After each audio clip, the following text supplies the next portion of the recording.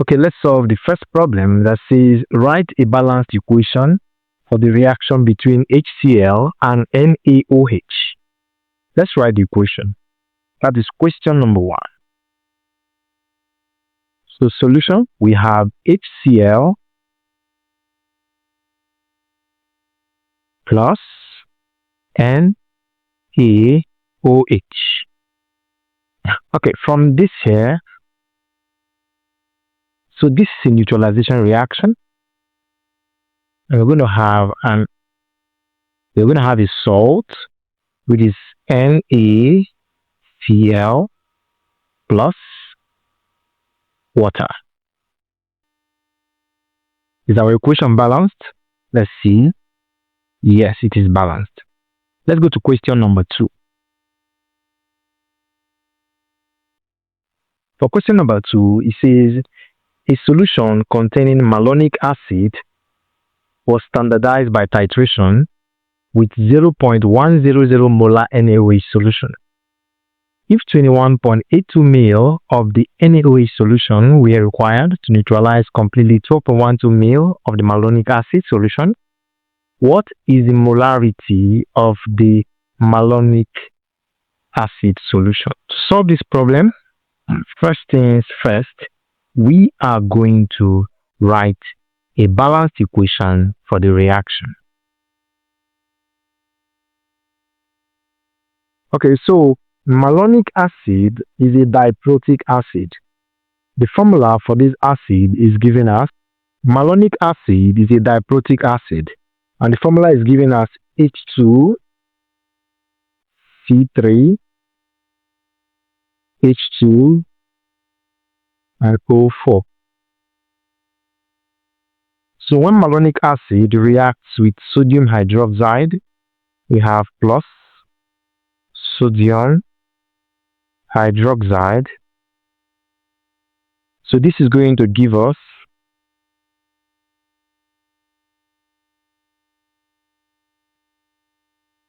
N2C3 H₂O4 plus water. So feel free to balance the equation. So when you balance the equation, you're going to have 2 as a coefficient here, and then we're going to have 2 as a coefficient here. So looking at this balanced equation, we can see that the ratio of the acid to the base is 1:2. So from our formula, we have that Na represents the molarity of the acid multiplied by the volume of the acid divided by the molarity of the base multiplied by the volume of the base is equal to the number of moles of acid over the number of moles of base. So from the given equation here, we have that Na is equal to 1. Because the coefficient here is equal to 1, we have that Nb is equal to 2. Because the coefficient of sodium hydroxide, which is our base, is equal to 3. Let's now go back to the question to figure out the given parameters. From the question, we are given that the concentration of sodium hydroxide, which is the molarity of B, is equal to 0.100 molar. We are given that the volume of the base is equal to 21.82 milliliters. We are given that the volume of the acid is equal to 12.12 ml. We are asked to find the molarity of the acid. So this is our unknown. So let's make molarity of the acid the subject of the formula in this equation. And that is going to give us that molarity of the acid is equal to molarity of base multiplied by volume of base multiplied by number of moles of acid divided by volume of acid multiplied by the number of moles of these.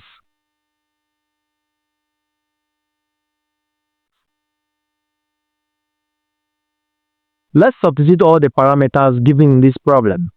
So we have that this is going to give us equal to the molarity of base here is given as 0.10 molar multiplied by the volume of base here is given as 21.82 milliliters multiplied by the number of moles of acid is given as 1. And I'm going to be dividing this by the volume of the acid, which is 12.12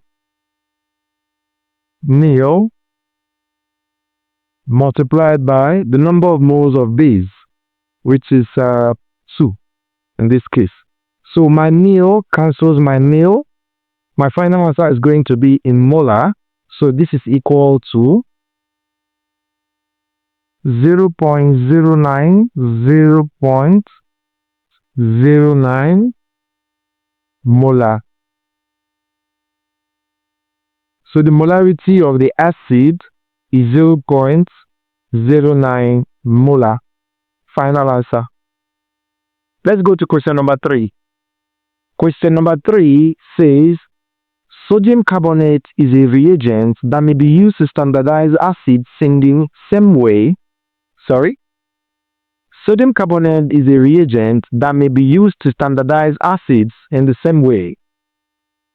In such standardization, it was found that a 0.432 gram sample of sodium carbonate required 22.3 ml of a sulphuric acid solution to reach endpoint for the reaction given below.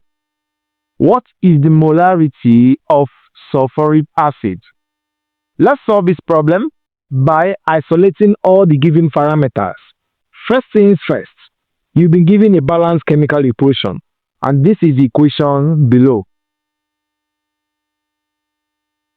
So this is a balanced chemical equation for the reaction, and from this balanced equation you can see that the ratio of the base to the acid is 1:1. This is the balanced equation, so the ratio of acid to base is 1:1. What other parameters are given in this problem? We are given the mass of sodium carbonate. So let's write it out. So the mass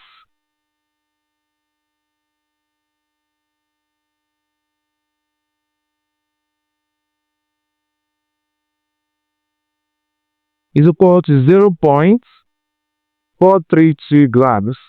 Then we are also giving the volume of H₂SO₄, and this volume is equal to 17.3 ml. Now we can convert this volume back to liters because we are going to be requiring the volume in liters. So how do we convert back to liters? We are going to be dividing this value here by 1000, and that will give us about 0.023 liters. So this is our volume in liters. All right, so first things first, let's find the amount, or let's find the number of moles. Let us calculate the number of moles of H₂SO₄. Let us calculate the number of moles of sodium carbonate. So number of moles of sodium carbonate, number of moles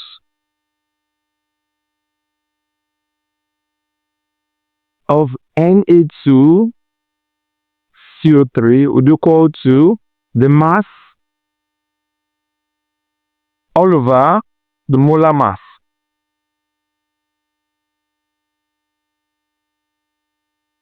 Alright, so what is the mass given? We are giving 0.432 grams. What is the molar mass of Na₂CO₃? Sodium is 23. So 23 times 2 is 46 plus 12 plus 48. So the molar mass of Na₂CO₃ is 106 grams. So we are dividing by 106 grams per mole. So this gives us 0.00408 mole of Na₂CO₃. So we've been able to calculate the number of moles of Na₂CO₃. The next thing we're going to calculate now is the number of moles of H₂SO₄. Don't forget that the number of moles of acid, according to the balanced equation, is equal to the number of moles of base. So we won't need to be calculating for the number of moles of acid any longer, since the number of moles of acid and base are in the ratio of 1:1. So what does that mean? That means that the number of moles of sodium carbonate is still the same number of moles of H₂SO₄, our acid. So number of moles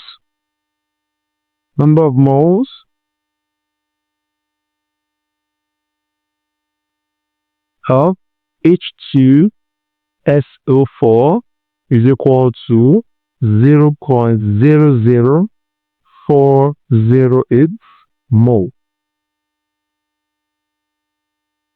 Alright, so now that we have the number of moles of H₂SO₄, let's now go back, or let's go straight to calculate the molarity of H₂SO₄. That's what the question asks us to calculate. So what will be the molarity of H₂SO₄? Don't forget that molarity, capital M, is equal to number of moles N over the volume in liters or in dm cube. So how do we get this? So what is the number of moles of H₂SO₄? We have it as 0.00408 mole. And I'm dividing this by the volume in liters or dm cube. Let's go back to the question. The volume of H₂SO₄ here is 22.3 ml, which is equivalent to 0.0223 liters. So let's divide by 0.0223 liters. And this is equal to 0.183 molar. So this is the molarity of H₂SO₄. Let's solve the last problem for this edition. Question number 4. So question number 4 says, a solution contains 0.252 grams of oxalic acid in 500 ml. What is the molarity of this solution? This problem is quite simple. First, let's write out the formula for oxalic acid. Oxalic acid is given as H₂CO₃ dot 2H₂O. So this is oxalic acid. Now we are told that a solution contains 0.252 grams of oxalic acid. So we'll start by saying mass of oxalic acid is equal to 0.252. And we are also told that the volume of the solution here is volume of solution is equal to 500 ml. Now, if you want to convert from mil to liters, you divide by 1000. And so this is equivalent to 0.50 liter. Now, the question says we should calculate for the molarity of this solution. Molarity is giving us molarity is equal to number of moles of salts over volume of solution in liters or dmK. Okay, so this is our formula. So let's now find the molarity of this. Before we find the molarity, we have to first find the number of moles of solute. So how many moles of solute are here? So number of moles of solute, let me call it N. N-oxalic acid is equal to the mass of oxalic acid, which is 0.252 grams. I'm dividing this by the molar mass of oxalic acid. That is 1 times 2 plus 12 times 2 plus 16 times 4 plus 2 multiplied by 18. So when we sum this up, this is supposed to give us, let me do that to my calculator here. That will give us 126 grams per mole. 126 grams per mole. So when we sum this up, or when we work this out, this is supposed to give us 0.002, we can add zeros again, mole. So this is the number of moles of oxalic acid. Now let us now find the molarity of the oxalic acid. So what is the molarity?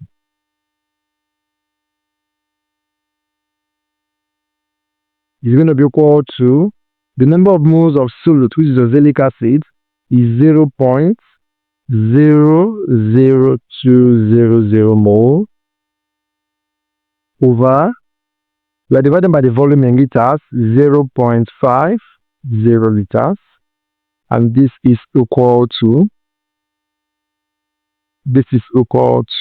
let me see, 0.004. So we have 0.00400 molar. So this is the molarity we are looking for. So the molarity of oxalic acid is equal to 0.00400 molar. So these are some common problems on titration and molar concentrations that we can attempt for today.